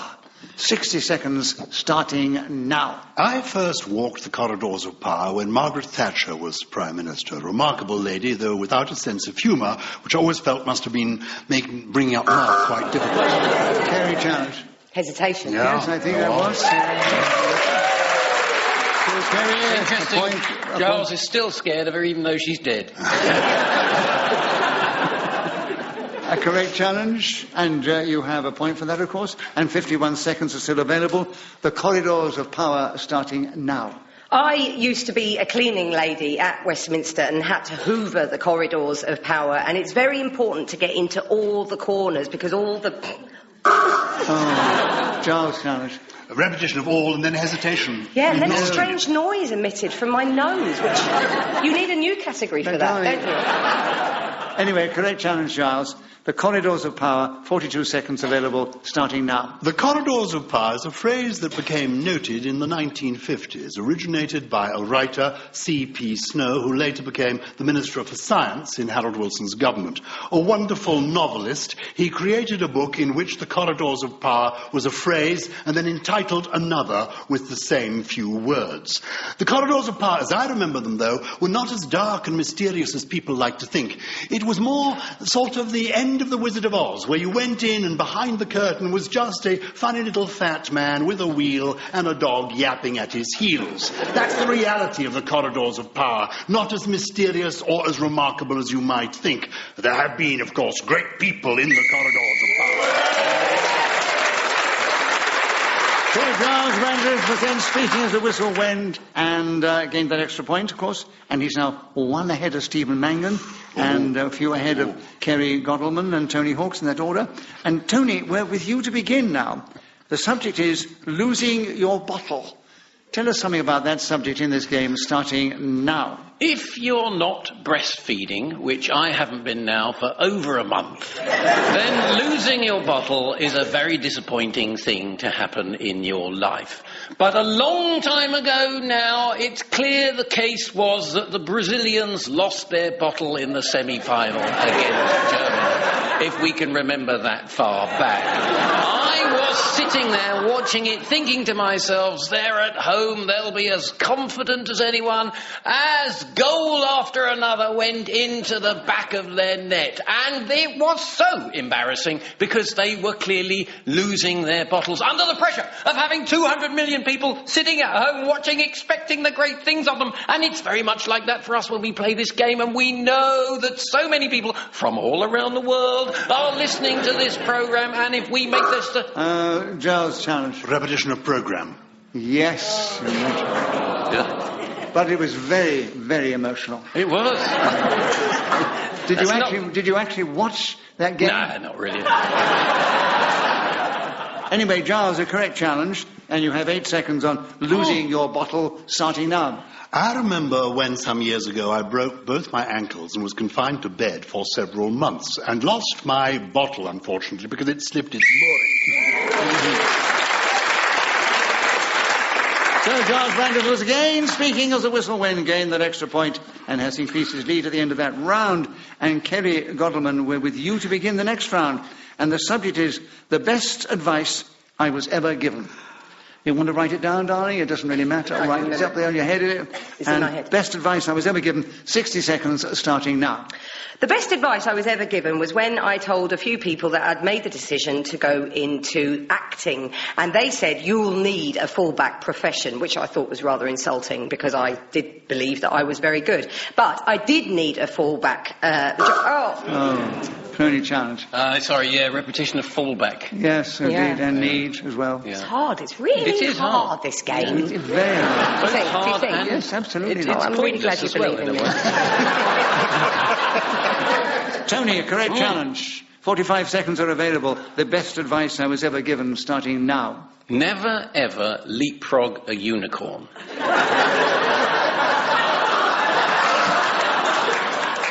Charles. It's brilliant advice, but the long pause after it suggested he was rather milking the moment. The only bit of advice I've ever been given, and it was good enough. I didn't need to say any more. Right. So hesitation, Giles. Another point to you. 39 seconds available. The best advice I was ever given, starting now. The best advice I was ever given was if ever you are thrown out of a skyscraper, flap your arms faster than you imagine you have to. That really will be helpful. The other useful advice I can share with you is if you are staying in a hotel, never book in. Tony Challenge. Well, I just deviation from being sane on this planet. That's the best advice you've got, yes. Is it? Yes, don't put your arms, flap them. And you're telling us that you believed that. I'm here to tell the story. Well, that's only... Don't applaud. That's only because they didn't push you hard enough. They pushed, I flapped. No, that's clearly nonsense. We can't accept that a man as erudite as this would accept that that's good advice. According to him, he might think it was the best advice he was ever given. It may have saved his life for all we know. I've got more. Well, Tony, I'll do what I've done before. I'll give you a bonus point because we enjoyed the interruption, and it was humorous and fun. Okay. But Giles wasn't technically deviating from the subject on the card, so you have another point, Giles, and 24 seconds available. The best advice I was ever given, starting now. When you are accommodated in a high-rise inn for the night, do not allow yourself to be booked above the 8th arrondissement, because there... Kerry Challenge. I don't know what he just said. What was that? I'm finding the programme quite difficult because I'm having to avoid the letter R. Everybody else has the whole vocabulary. Now you've abandoned all other consonants with it. Grandissement is a French word for flat or stage or something. Well, he outposhed me. I didn't know what he was saying. It's a French word. I don't know what he was saying. But the programme is held all around the world, you see. Did you say above the 8th arrondissement? Yes, above the 8th. Yes, which doesn't make any sense again. It's too late now. I felt I'd possibly repeated floor, you see. Yeah. You did. So, Kerry, as we enjoyed your interruption, we're going to give you a bonus point for that. And, Giles, you were interrupted, so you get a point, another point. And it's the best advice I was ever given, and you have 14 seconds starting now. Hesitation? Yes, it was indeed. So, Tony, you have 13 seconds on the best advice I was ever given, starting now. The best advice I was ever given is when you are pushed out of a window, make sure you have wings on your arms. Otherwise, endless flapping will be utterly... Kerry, challenge. You don't need wings on your arms. You do if you're pushed out of a window. No, but he was saying that because he gave us that fabulous mime, which was brilliant for radio. Very good point. They come out of your shoulder blades. And say that you've got a correct challenge, a point to you, and you've got only 3 seconds to go on the best advice I was ever given, starting now. So, I got a job in a bingo hall, and I rose to the top of my profession.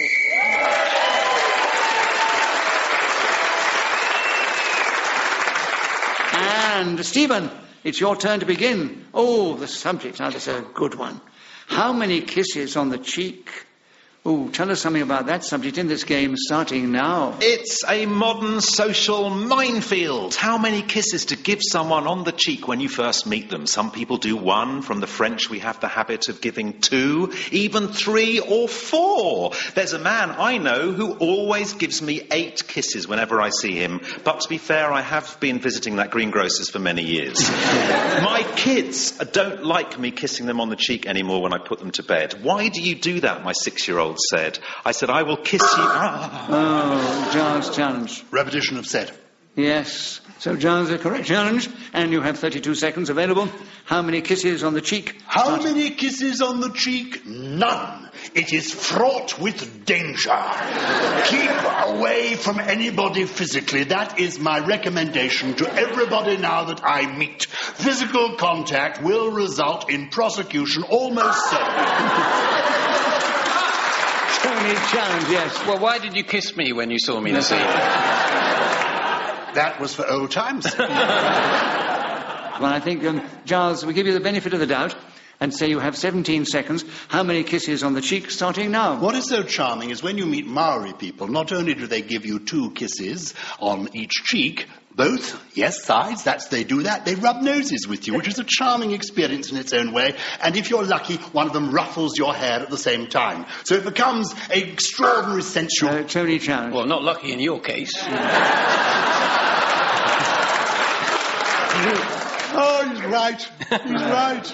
This is because my head now looks, I'm afraid, like a coconut. Giles, within the rules of just a minute, you weren't actually deviating, because you were saying what the Maoris do to other people. Yeah. Right.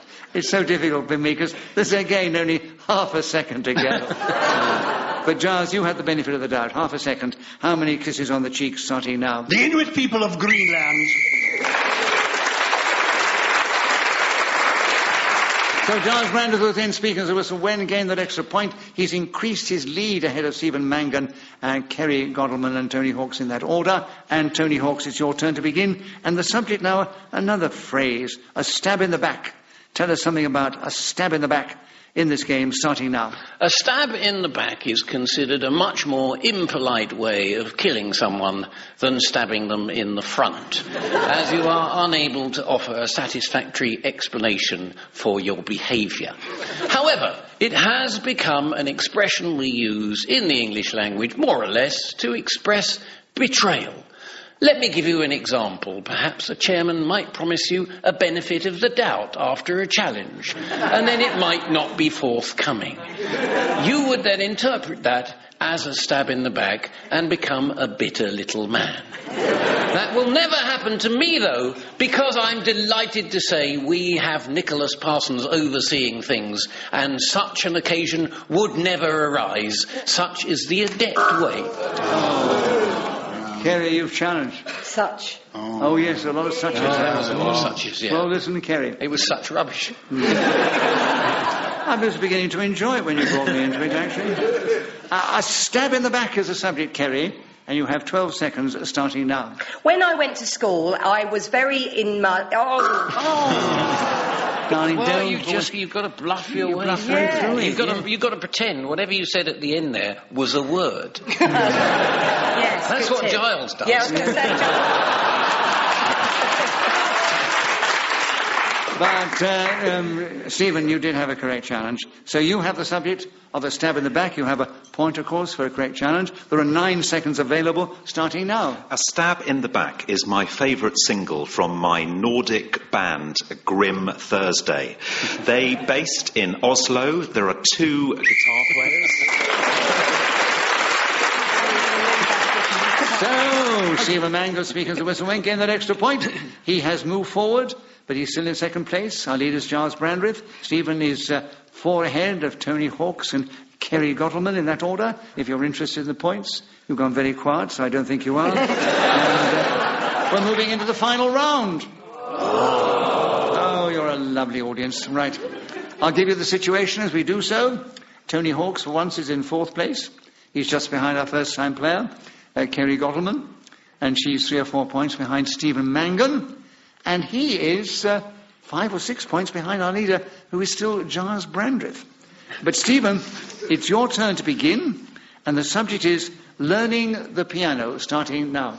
When I hear adults moaning about their youth and never spending enough time learning the piano, I wish I could play the piano. Well, here's some advice. Spend less time whinging about it and more time having lessons. Ah, yes, Kerry, challenge. time. Yeah, more time. Less time, more time. Well listening, Kerry. And you have 47 seconds. You tell us something about learning the piano, starting now. I really wish I had stuck with my piano lessons when I was a child. I'll never forget when I sat down at the stall for my first piano lesson and I put my digits upon the keys and the teacher said to me, "Gosh, haven't you got stumpy little fingers?" And I was crushed, and I always felt that I'll never recover from that insult. And I did give up, but other friends since have said you should have stuck with it because the size... And Giles, challenge. Repetition of stuck. Yeah, you stuck with it too, right at the beginning, yes. 25 seconds for you, Giles, on learning the piano, starting now. A, B, C, D, E, F. Then where do we go? That was always the problem for me, because we never reached the letter R on the piano, and I found it frustrating. As an enthusiastic musicologist, I felt that the great composers were being denied that special note that you could roll... Oh, Tony, challenge. Well, I'll tell you where you go after F. You go to G.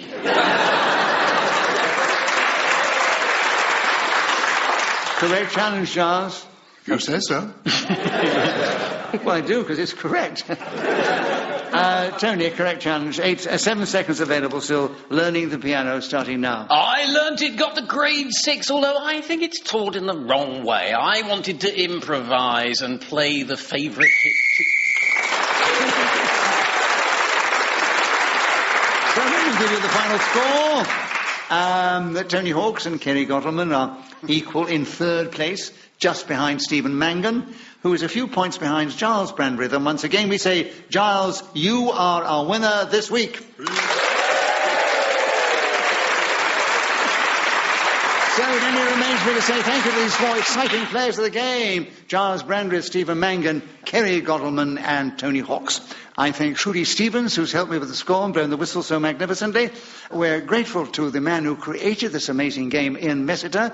We're grateful to our producer, Katie Tyrrell. We're thankful to this audience here who've cheered us on our way. And from them, from me, Nicholas Parsons, and the team, goodbye, thank you. And tune in again at the same time next week when we play Just a Minute.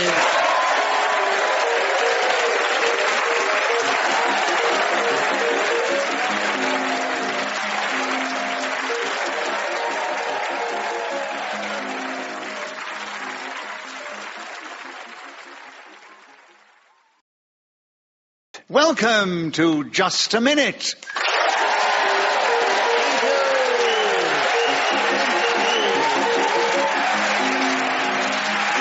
Hello. My name It's Nicholas Parsons, and as the minute waltz fades away, once more it's my pleasure to welcome our many listeners in this country and around the world, and also to welcome to the programme four exciting, dynamic personalities who are going to show their skill with words and language as they try and speak on a subject that I give them, and they try and do that without hesitation, repetition or deviation. And those four stalwarts are seated on my right, Paul Merton and Sheila Hancock, and seated on my left, Holly Walsh and Russell Kane. Please welcome all four of them. Beside me sits Trudy Stevens, who's going to help me with the score. She'll blow the whistle when the 60 seconds have elapsed. And we begin the show with one of the stalwarts of this programme, Sheila Hancock. Sheila, the subject we have here, a nice erudite one, the Mona Lisa. Tell us something about that subject in this game, starting now. This is one of my very favourite pictures, not only because it is exquisite in execution by Leonardo da Vinci, but it happened to be in a room in the Louvre that had a very good lavatory. When I was hitchhiking as a teenager around Europe, I ended up at one stage in Paris, and I was living in a hostel that only had one of those things with two places for your feet and a hole.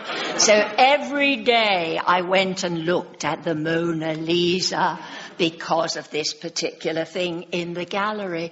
It is a marvellous painting, done in... Russell Kane has challenged you. There was a slight hesitation there. Yeah, there was a slight hesitation. Also, I'm worried you got it mixed up with Duchamp's urinal. No. Different gallery. Different gallery. Right. So that was the correct challenge, Russell. You get a point for that, of course, and you take over the subject. There are 18 seconds still available. The Mona Lisa starting now. I recently was given a painting by an artist. It's by no means a Mona Lisa, but nonetheless I now have a full work on my wall, and I'm very proud of it. That wasn't until I learned... Holly, challenge. Steve, because he's not really talking about the Mona Lisa, he's talking about his new painting. But he said it wasn't the Mona Lisa. So yeah, but I could talk about anything that isn't the Mona Lisa. Oh. It was... That gives me a challenge, isn't it? Right. I was going to bring... Occasionally what I do in this game, I give benefit of the doubt. We say a benefit of the doubt to you, Holly, and you have the Mona Lisa, and 8 seconds available, starting now. I have a feeling that the Mona Lisa has that incredible look on her face because she's just let one off, and that is why Leonardo was unable to finish. So Holly Walsh was speaking as the whistle went, gained that extra point for doing so, and at the end of the first round she's in the lead. Russell Kane, would you begin the next round, please? The subject now is pet names. Tell us something about those in this game, starting now. I'm a big fan of pet names. All of my pet names have been human names for my pet names. I started with my cat, Albert. He was a Burmese. I moved on after that to a Persian cat called Sophie. Repetition of cat. Yeah, there were too many cats. It's a tragic portrait of my social life, really, isn't it? Hanging out with animals. It's amazing how many tears a cat can absorb, actually. You'd be surprised. Sob into it. Sheila, correct challenge. 47 seconds are available. Pet names starting now. To continue the theme, I had a pussy called Cochrane and another Twinkle. I'd rather use deviation. No, nobody want to hear about your twinkle. Or my pussy. But Russell, you challenge first. Yeah, it was upon hearing a pussy called Twinkle. So what's your challenge within the rules of just a minute? The innuendo deviated from good taste. Well, innuendo occurs and the audience are quick enough to pick it up. We can't do anything about that and let it go. It wasn't intended anyway. My mind is pure. You're known for your pure mind, aren't you? She's known for I'm known for my pure mind. She's known for a pure mind. And the audience, the minds of our audiences are pure as well. Yeah. So an incorrect challenge. Sheila, you have another point. You have 37 seconds. But watch it, darling. Pet Pet names starting now. My father used to always call me Bumface or Lizzie Drippin. I call my grandchildren Rosie Posy, Andy Pandy, Jacksy Doodles, and all sorts of peculiar rhyming slang things. I call I've said call so many times. For God's sake. Call challenge. A repetition of call. Yes, you've done too much calling there. Right, 16 seconds still available, Paul. You tell us something about pet names starting now. So I turned to Bumface and I said, listen, this operation is the difference between us losing or winning the Second World War. That's why we've called it Operation Crate. He looks at me, I could see battle in his eyes. I also detected the air of a human being who wanted to show the Hun what it was all about. Yes, watch out, Hitler, we're on our way.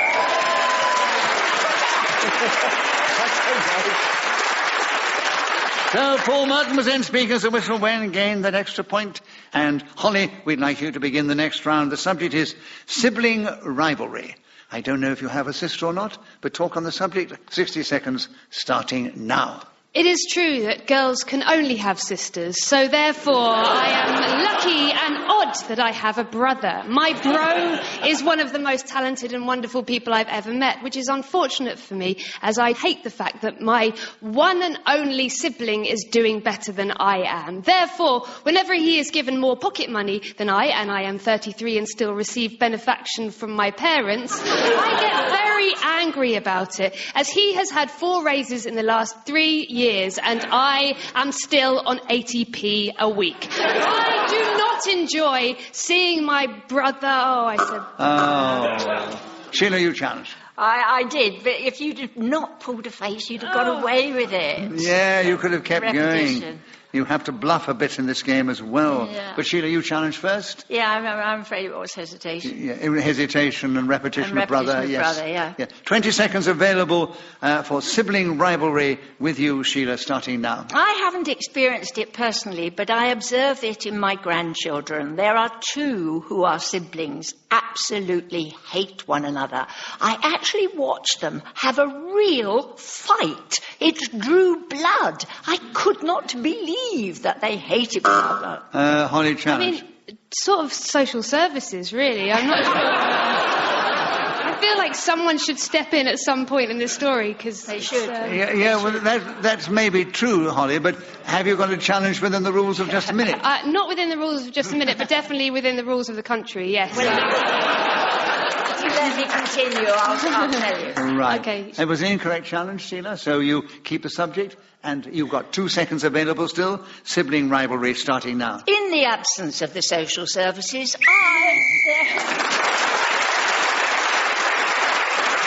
So, Sheila Hancock was speaking as a whistle when gained that extra point, and she's now in the lead ahead of Holly Walsh and Paul Merton, who are in second place, then Russell Kane. Paul, your turn to begin, and we want you to talk, if you can, on one good turn, starting now. There is a belief that one good turn deserves another. This is a moral that we have heard, perhaps a fable even. And it's true, if you hand over the baton on happiness, other people will grasp it, and they, in their particular examples, will also do a... Oh, no. I was going to say good turn again, so I couldn't think of another way of saying good turn. I was giving you a good turn. Give me a good turn. Absolutely. Sheila, correct challenge. 44 seconds available. One good turn starting now. When I did my driving test, I actually did one good turn.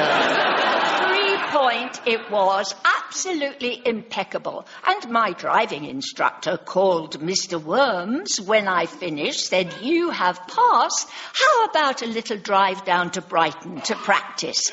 Everybody in my family decided that I only succeeded because I seduced the examiner. Holly, challenge. I wanted to give her an extra point as a good turn, but... But what you've done is actually you've gone in with a correct challenge, so you get a point for that for yourself, and you take over the subject with 17 seconds available. One good turn starting now. I've started doing passive-aggressive good turns, whereby if I see somebody throwing litter on the floor, I'll pick up said piece of wrapper and say, excuse me, you seem to have... It's a wicked game, isn't it? But Paul, you were first to Too challenge. polite. So there are 7 seconds still available, Paul. One good turn starting now. The wheel was trapped across my leg. I looked up at the driver. I beseeched him, simply reverse your vehicle. One good... So Paul Merton was speaking as the whistle when gained that extra point. He's now equal to Sheila Hancock in the lead, but they're only 1 point ahead of Holly Walsh and a few more ahead of Russell Kane. And Russell Kane, it's your turn to begin. Oh, this is a rather erudite subject. Well, it depends which way you take it, I suppose. It is Paradise Lost. 60 seconds as usual, starting now. Paradise Lost is an important work in the canon of English literature, written by Milton, who was born in 1608 and died 66 years later. It is a retelling of Adam and Eve, the story of fall from grace after they feasted on the fruits and fell into lust. It's very much a remix of the original story, much like a Fatboy Slim house cover of a classical track. It tells the story of Satan, who parades through Tartarus and pandemonium. He's got a few sidekicks like Belial and Beelzebub, which is also fun to say while you're belching. He eventually gets to face...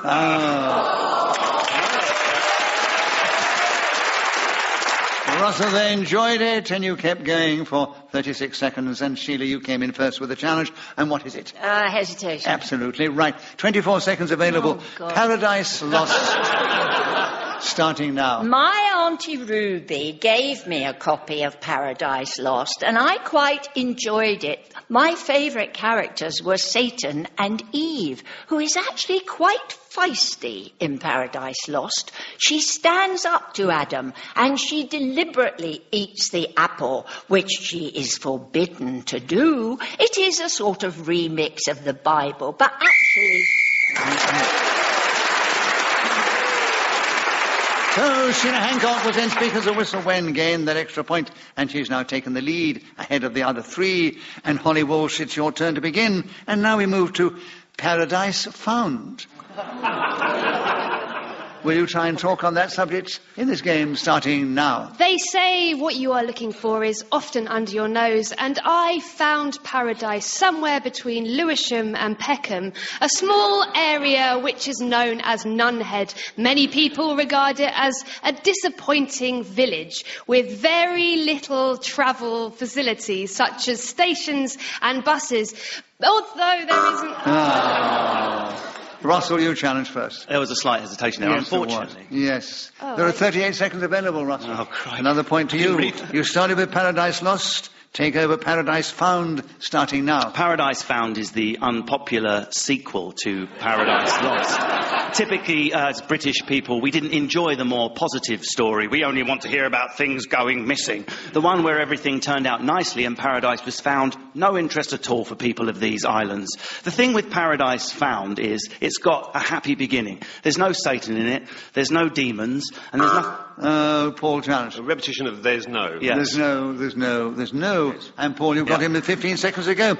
Tell us something about Paradise Found, starting now. And I stood outside Kenilworth Road looking at the home of Luton Town Football Club. There was something in my heart and soul that spoke to me of a higher calling.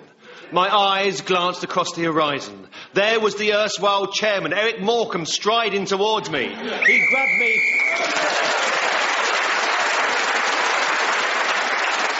So Paul Merton was in speakers. The whistle when gained that extra point. He's now equal in the lead with Sheila Hancock, and they're only a point or two ahead of the other two.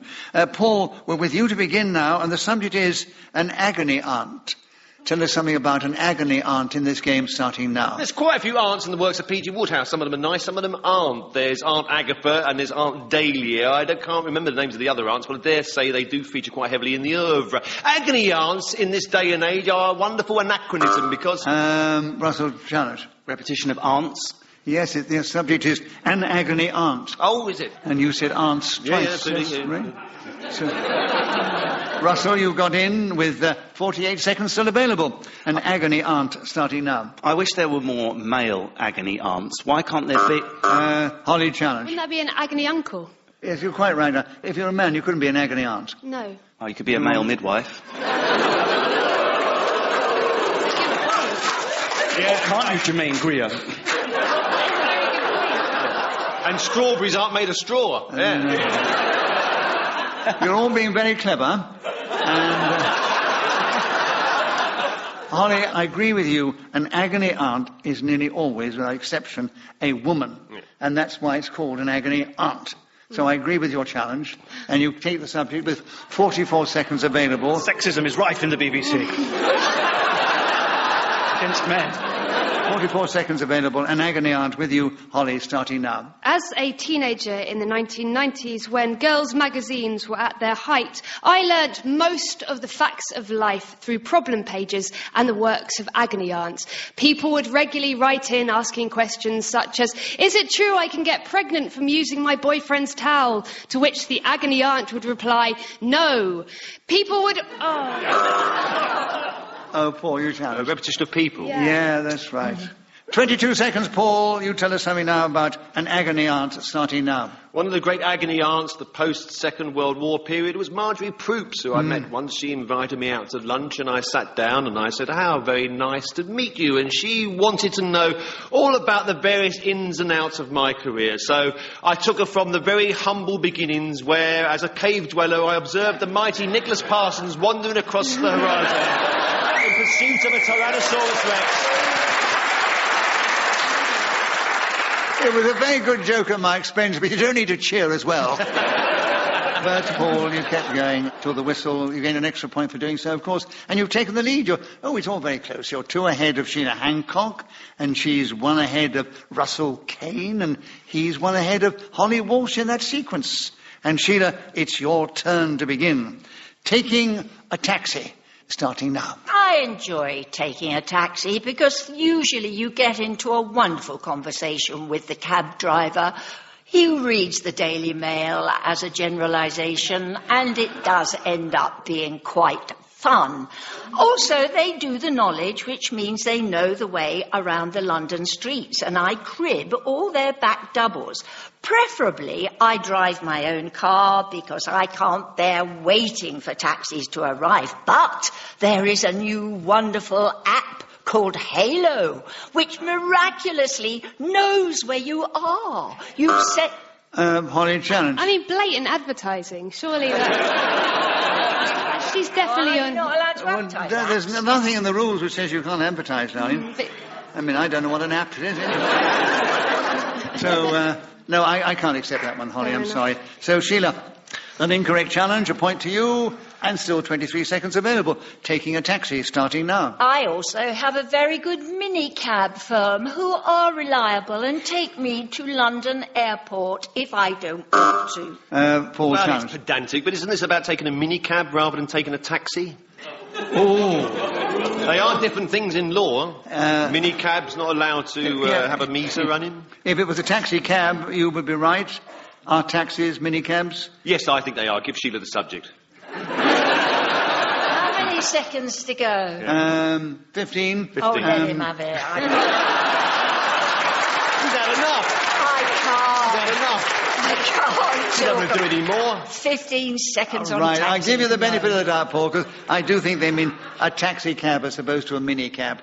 And 15 seconds starting now. I do regard it as a bit of a luxury. It is fantastic to get into a vehicle where you have plenty of legroom and the driver has a very good idea of where you want to go. When you think back of the history of the taxi cab, it goes all the way, I believe, to the 19th...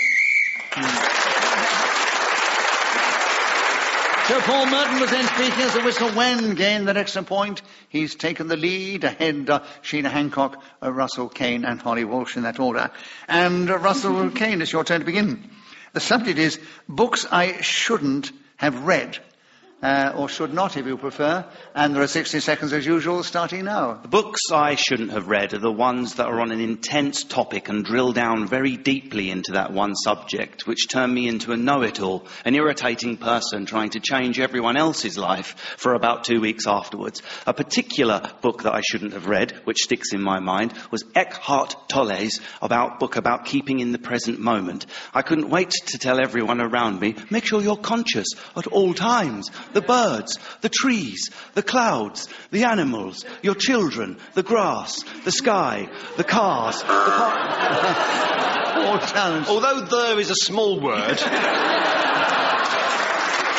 when it comes in a crowd... Yeah. Sorry, It's a bit I was repetitious. I was so in the moment, I forgot what I was doing. There were 8 or 9 these there. Oh, absolutely. Yes. Paul, we give it to you. 27 seconds still available. Books I shouldn't have read, starting now. Undoubtedly at the top of the list is The Lord of the Rings. Due to peer pressure at school, I struggled through 1,002 pages of this almighty tome before eventually throwing it with some force aside. My problem with the epic tale is there's no humour in it. Nobody has a joke. They all laugh around saying, "Oh, my axe will fill the neck of a mighty orc tonight," and all this rubbish. But nobody at any point is having a good time. Sheila challenge. 2 nobodies. That's right. Exactly. Exactly.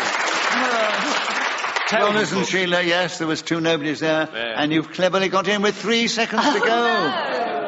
On books I shouldn't have read, Sheila, starting now. Well, I have been trying to write a novel, and I shouldn't have read Middlemarch. So Sheila Hancock, speaking as the whistle went, gained that extra point. She's creeping up on Paul Merton, which is rather insidious, but I meant metaphorically speaking in the point section, and they're both just ahead of Holly Walsh and Russell Kane. Holly, it's your turn to begin, and the subject we've got here now is dining on a budget, starting now. Dining on a budget is something I myself am very good at, as I am a cheapskate or a flintskint, or any other words that you would like to describe somebody who does not like parting with cash. My favourite meal to cook when dining on a budget is what I like to call cuppa soup pasta, which is essentially the dried version of a... Russell challenge. That's advertising. You'd like to call it mugger broth. Mm-hmm. She wasn't deviating or hesitating? No. So it was an incorrect challenge? Yes, it was, yeah. So, Holly, you have... just the tyranny of capitalism that's diseasing this show. 40 seconds still available, Holly. Dining on a budget, starting now. Another super budget meal that you might like to try is dust ragu, which is essentially the insides of a Hoover emptied out. More advertising. Vacuum cleaner. Yeah, vacuum cleaner, yes, a Hoover is advertising, and I've just said it as well now, haven't I? Right. But I just feel a bit sick now, the thought of it. The insides of a vacuum cleaner. Paul, it was not a correct challenge, Holly, but please don't upset me like that again. You have 29 seconds to continue, having got another point, of course. Dining on a budget, starting now. A Biro smoothie is another product I would endorse with all my heart if you're looking for a cheaper option when making a pen-based drink. There are many things that can substitute expensive meats or salmon or such protein disgusting foods that I find horrible to eat, knowing that they are as expensive as they are. I would much rather eat a light bulb or even a bit of carpet that someone has accidentally discarded. Holly Walsh was then speaking as the whistle went. Gained that extra point, and she's crept forward. She's still in 3rd place, but she's crept forward. Holly, do you want to join us for any hospitality afterwards? I've just been told we're moving into the final round. Yeah, isn't it sad? But there you are. And in this show now, I'll give you the situation. In 4th place is Russell Kane, and he's a point or 2 behind Holly Walsh, who's 2 points behind Sheila Hancock, and she's 2 points behind Paul Merton in that sequence as we enter the final round. And Paul, your turn to begin, and the subject is Tweedledum and Tweedledee. 60 seconds starting now. Well, they are, of course, creations of Lewis Carroll, who wrote Alice in Wonderland, a book... Sheila challenge. I don't think that's true. Is it not? No, I think they were created by somebody else and he used them. Yes, could well be, yeah. Well, could well be, but I don't know. Certainly I read about them first. Well, I'm always honest. I read about them in Lewis Carroll. They might be, yeah, they might be nursery rhymes. I think they were folklore like Humpty Dumpty of some sort, yeah. I think so. I think she's right. So you're going to give it to Sheila, are you? Yeah. Well, that's very generous of you. 56 seconds, Sheila. Tweedledum and Tweedledee, starting now. There is a rhyme. Tweedledum and Tweedledee, something about didn't like one another because one stole the other one's rattle. That's the worst rhyme I've ever heard. Back battle. It was something about battle. Yeah. But what is your challenge then? Deviation from rhyme? Well, yeah, I mean, she just described it as a rhyme, and then... I said some sort of rhyme. Oh, right. I was doing it in free verse. Doesn't cost anything. All right, Sheila, I give you the benefit of the doubt. God. And you have 46 seconds. Tweedledum and Tweedledee starting now. Then a crow came down, and for some reason they ran away because they were frightened. That is what the poem says, but I can't remember it exactly, and Holly will pick me up if I attempt. However, I know a couple that look exactly like Tweedledum and Tweedledee. I call them Mr. Tweedledum and Mrs. Tweedledee. They would be very upset if they knew, but they are very round and strange, and they probably have a lot of quarrels over rattles and things like that. So, Holly, challenge. Double rattles. Quarrels and Yes, Sorry. rattles before. So, Holly, you've got him with 12 seconds to go. You tell us something about Tweedledum and Tweedledee. 12 seconds starting now. Tweedledum and Tweedledee were children whilst featured... Oh, Paul challenge. Hesitation. So it was, yes, I'm What were you afraid. going to say? I was just going to say that they grew up to be the Chuckle Brothers, but...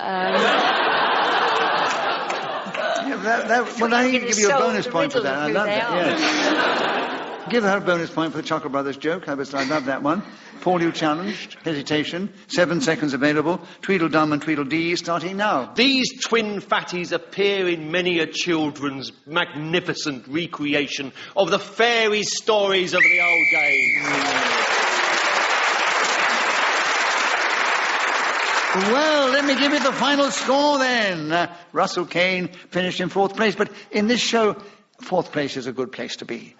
And so is the 3rd place, which was Holly Walsh. Oh, Holly, you did very well. Lots of points this time. But 2 points ahead of you was Sheila Hancock, and 2 points ahead of Sheila was Paul Merton. So, Paul, with the most points, we say, you are our winner this week. We do hope you've enjoyed this edition of Just a Minute. It only remains for me to say thank you to these 4 fine, exciting, humorous players of the game, Paul Merton, Sheila Hancock, Holly Walsh and Russell Kane. I thank Trudy Stevens, who's helped me with the score. She blew her whistle with great style when the 60 seconds elapsed. We thank our producer, Katie Tyrrell, and we're indebted to Ian Messiter, who created this amazing game. We're indebted to this lovely audience here, who've cheered us on our way magnificently. Be with us again the same time when we take to the air and we play Just a Minute!